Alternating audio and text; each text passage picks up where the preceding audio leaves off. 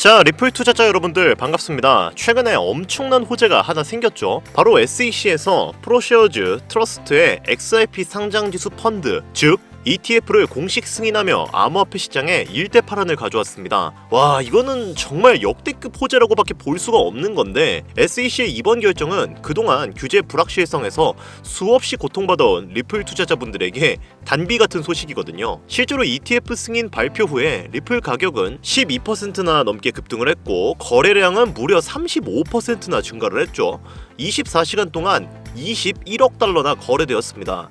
물론 시간이 지나면서 이 가격이 조정을 받을 수는 있겠지만, 여기서 중요한 점은 이번 ETF 승인은 단순한 가격 상승을 넘어 기관 투자자들의 XRP 시장 진입이 용이해진다는 전환점으로 평가할 수가 있다는 거죠. 온체인 데이터의 분석 결과도 이러한 강세 추세를 뒷받침하고 있는데, XRP 레저에 따르면 ETF 승인 발표 후에 지갑 활성 주소 수가 1만 5천 개나 증가한 것으로 나타났습니다. 이거는 시작일 뿐이에요. 앞으로 리플의 ETF 승인은 여러 기관, 여러 국가에서 동시다발적으로 계속해서 일어날 것이고, 그 결과 기관 투자자들의 자금이 많이 들어오게 될 것이고, 그리 된다면 돈 냄새를 맡은 개인과 세력들이 몰려들면서 더욱더 시총이 커지고 리플의 주가가 크게 올라갈 수 있는 계기가 마련될 것은 어느 정도 충분히 예상해 볼 수가 있죠. 자, 그러면 여기까지 제 설명을 들으신 분들은 그래서 이런 내용이 어떻게 리플의 주가 상승으로 이어진다는 거야?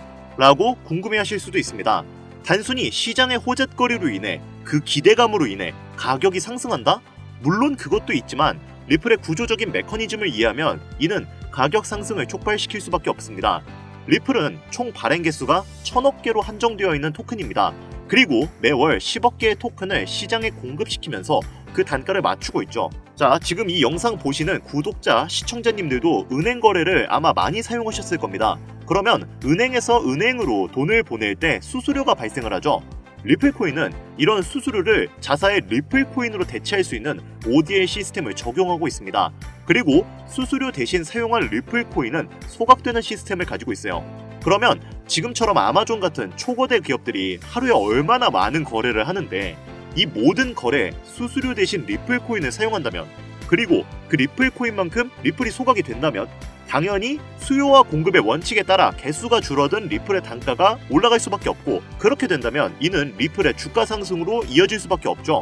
결국 리플은 시간이 지나면 지날수록 다양한 사업체와 사업을 맺을 것이고, 그 과정에서 토큰이 소각되고 개당 단가가 높아지면서 장기적으로는 가격이 올라갈 수밖에 없는 구조로 설계가 되어 있는 겁니다. 하지만 이런 좋은 호재에도 불구하고 리플의 가격이 우리가 만족하는 수준까지 올라가지를 못하고 있죠.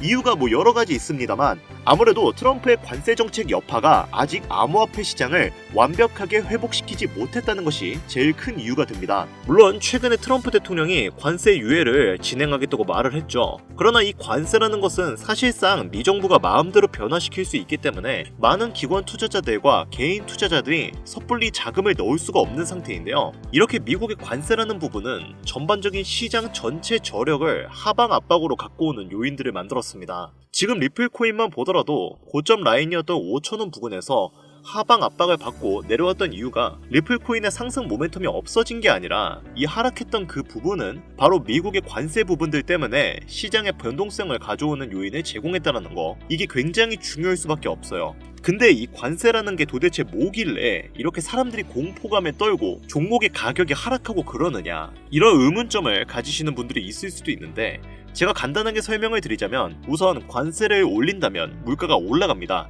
인플레이션이 올라간다는 거죠. 물가가 올라간다면 고금리에 그대로 시장이 유지가 될 가능성이 매우 높은 시점이다 라고 평가받을 수 있습니다. 이렇게 흘러간다면 미국은 관세를 거두니까 자금력이 늘어나겠지만 그냥 일반적인 다른 기업들과 다른 나라만 힘들어지겠네? 라고 생각할 수 있어요. 근데 그게 아닙니다. 미국 또한 힘들어질 수밖에 없어요. 미국은 자국 내 생산에서 수출하는 수출량보다 수입량이 월등히 더 많은 나라입니다. 쉽게 비유하자면 자동차 엔진을 만들 기술력이 있더라도 그 엔진을 만들기 위한 부품은 수입을 해야 하는 나라라는 거예요. 근데 이 부품 자체가 비싸져 버리니까 기업들 입장에서는 엔진 가격을 올릴 수밖에 없어요. 가격이 올라가면 소비자들은 그 물건을 어떻게 해요? 덜 살 수밖에 없겠죠. 그러다 보면 생산량을 줄일 수밖에 없습니다. 그러면 생산량이 줄어드니까 기존의 그 생산량을 유지하기 위해 써야 했던 인력들은 어떻게 됩니까? 이제 필요가 없게 되겠죠. 그러면 또 인력을 해고를 하게 됩니다. 이러다 보니까 요즘 미국의 실업률이 거의 역대 최대치까지 올라가 버린 상황입니다. 2020년 코로나 때문에 전 세계가 실업률이 미쳐 날뛰었던 때가 있었는데 지금이 거의 그때만큼이나 실업률이 높은 상황이에요. 아이러니하게도 관세 정책을 실현시켜서 미국 내의 자금력을 더욱 공고히 해서 미국을 더 위대한 나라로 만들겠다. 미국 내 시민들과 기업들에게 최고의 나라를 선보여주겠다. 라고 호언장담하던 것과는 무색하게 지금은 미국 내에서의 기업들은 물론이고 시민들조차 현재 미 정부의 관세 정책에 반발이 심해진 상태인데요. 그래서 트럼프도 최근에는 정책의 방향성을 조금씩 유연하게 풀고는 있는데 아직 명확하게 해당되는 노선을 정하지 않은 부분에서 왔다 갔다 하는 모습을 보여주고 있죠. 그만큼 현재 시장의 흐름은 정말 변동성이 커도 너무나 크다라고 볼 수가 있는 상황인데 그럼에도 불구하고 우리가 리플 코인에 투자하고 있는 이유가 뭡니까? 바로 리플 상승에 대한 모멘텀이 충분하기 때문이겠죠. 자, 관세라는 거는 말 그대로 대외적인 이벤트로 우리는 평가할 수 있습니다. 왜냐면 주식 시장도 코인 시장도 모두 금융시장을 다 같이 영향을 받고 있는 부분이지만 이게 미국 내 대외적으로는 그러한 부분을 움직이고 있더라도 내외적으로는 어떻습니까? SEC가 코인의 시장에 압박했던 부분들을 하나씩 풀면서 리플과도 이제는 완벽하게 법적 리스크를 해소하게 되었는데 이 부분이 갖고 오는 리플의 상승에 대한 모멘텀이 추가적으로 나와주고 있죠. 우선 리플 코인이 갖고 있는 상승 모멘텀 뭐가 있습니까? CBDC라는 디지털 화폐의 중추적인 역할을 하고 있다. 두 번째로 이 스테이블 코인 관련해서 요즘 굉장히 이슈가 크게 되고 있죠. 달러와 1대1로 연동된다. 이걸로 끝나는 게 아니라 미국이란 나라는 달러를 더욱 강하게 만들어야 되는 나라입니다. 왜? 달러를 발행하는 기축통화국이기 때문에 달러가 강해져야 그들의 나라 힘도 강해지기 때문이죠. 그래서 스테이블 코인을 꼭 집어서 우리는 달러와 함께 스테이블 코인을 가져가야만 우리 달러가 살 수 있다라고 트럼프가 공식 언급을 했죠. 세 번째로 뭐가 있습니까? IPO 그리고 ETF가 있습니다. 그런데 이 두 가지는 SEC가 승인을 해줘야지 가능한 부분이죠. 그래서 최근에 SEC와 법적 리스크가 해소가 된 리플이 바로 이 부분의 상승 모멘텀을 추가적으로 가져갈 가능성이 매우 높다. 이렇게 평가할 수가 있는 것이고 이러한 부분이 우리가 대략적으로 알고 있는 리플 코인의 모멘텀입니다. 정리하자면 미국이라는 나라의 관세 부분 때문에 흔들리는 것은 충분하지만 그에 대한 모멘텀이 변동이 없다. 당연히 시장에서는 이 모멘텀을 그대로 믿고 투자하는 관점들이 더욱더 커질 수밖에 없겠죠.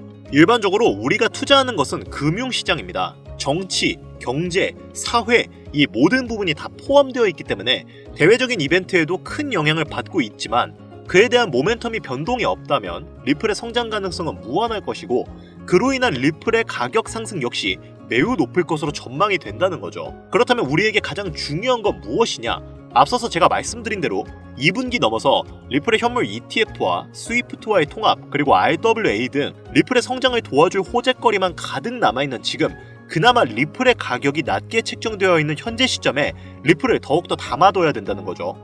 그런데 이쯤 되면 우리 투자자들은 한 가지 의문을 가집니다. 당장 2배 정도 수익을 본다고 해서 우리 인생이 크게 달라질 수 있을까?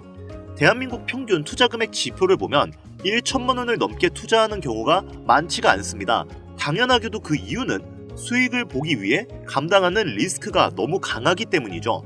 한국 투자자 대부분이 1천만 원 이하가량을 투자하고 있기에 XRP가 6천 원까지 올라간다고 한들 여러분들이 만족할 만한 수익은 아닐 것이라 생각이 됩니다. 그렇다고 투자금을 늘리기엔 부담이 되시거나 리스크가 어느 정도 분명 존재하기 때문에 지금부턴 소액의 투자금으로 소액! 이거 아주 중요한 부분이죠. 투자금을 안전하고 확실하게 불려 남부럽지 않은 투자금을 만들고 싶으신 분들께서는 지금 이 시대에 가장 큰 이목을 받고 있고 3세대 페트로달러 시스템에 이어 4세대 전략적 비축 자산물의 요동치는 새로운 자본시장에 우리는 지금 가장 큰 이목을 받고 있는 관세에 집중해야 한다는 겁니다. 지금부턴 우리가 이 시스템을 어떻게 활용을 해야 소액의 투자금을 어떻게 운용을 하고 많은 자산을 만들어 그 자산으로 인하여 리플 코인을 많이 담아둘 수 있는지 지금부터 상세하게 하나하나 설명드릴 테니까요. 지금부터 하나도 놓치지 말고 끝까지 집중해서 큰 수익 받아가시길 바랍니다. 자, 관세 전쟁으로 인해 리플을 포함한 수많은 코인들이 하락과 조정을 반복하면서 계속해서 투자 심리를 위축시켰는데 이런 시장 속에서도 거의 몇십 퍼센트, 몇백 퍼센트씩 폭등하는 그런 코인들이 있죠. 대표적으로는 아르고 코인, 가스 코인 등이 있는데요. 각각 하루 만에 약 50%와 30% 정도씩 폭등을 했었습니다. 아르고 코인은 NFT 프로젝트의 일환인 알파쿼크와의 생태계 통합을 발표하면서 하우스 파티 프로토콜 발행 계획을 밝히고 그로 인한 투자 기대감을 높여 가격이 급등을 했습니다. 반면에 가스코인은 중국의 이더리움이라 불리는 네오 블록체인과의 연계점이 있고 이 네오 체인의 블록체인 활동이 활발해지면서 같이 폭등을 했죠. 이 둘의 공통점은 생태계의 통합 및 파트너십의 발표로 인한 연쇄작용 폭등 관계인데요. 그런데 여기서 흥미로운 점은 이런 코인이 바이낸스에서는 상장 폐지되었던 코인이라는 겁니다. 그럼에도 불구하고 국내 거래소에서는 약 360%가량 올라가며 이른바 김치 코인이라고 불리게 되었죠. 그러면 여기서 핵심 포인트가 나옵니다. 관세 전쟁의 여파로 인해 경쟁력이 떨어진다 판단된 코인이 다른 생태계와 프로토콜에 합병이 되면서 수백 퍼센트 올라간다는 건 이미 실제 사례로 증명이 되었죠.